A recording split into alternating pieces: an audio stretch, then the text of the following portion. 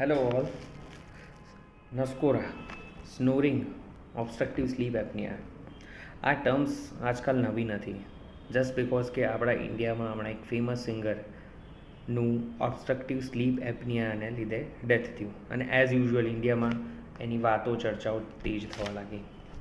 એક statistical data એમ કહે છે કે 30% of adult population has snoring અને એ ડે બાય ડે ઇન્ક્રીઝ થાય છે and at the age of 50% પોપ્યુલેશનને સ્નોરિંગ હોય છે, નસકોરા બોલતા હોય છે. ટુ ધ પોઈન્ટ વાત કરીશ, નસકોરાવાળી વ્યક્તિએ ડૉક્ટરને ક્યારે બતાવવું જોઈએ? ક્યારે? એક ઊંઘમાંથી જાગી જવું પડતું હોય, ઊંઘ બરાબર નહીં આવતી હોય, ચોકિંગ સેન્સેશન ફીલ થતા હોય, કામમાં તમારો મૂડ નહીં લાગતો હોય, તમને એમ લાગતું હોય કે તમારી પર્સનાલિટી ચેન્જ થવા લાગી છે, તમને ડે દરમિયાન થાક અનુભવાતો હોય, તો આ ઓબ્સ્ટ્રક્ટિવ સ્લીપ એપનિયા હોઈ શકે.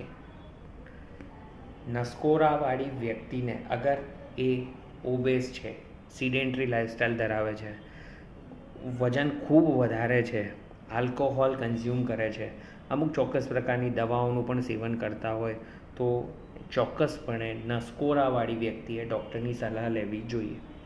બીજું, ડૉક્ટરને કેમ બતાવવું જોઈએ? નસકોરાવાળી વ્યક્તિએ ડૉક્ટરને કેમ બતાવવું જોઈએ? મિત્રો, hypertension, congestive cardiac failure, diabetes, kidney disease, chronic heart failure અને રોડ ટ્રાફિક એક્સિડન્ટ્સ, આ બધું નસકોરા સાથે સંકળાયેલું હોઈ શકે.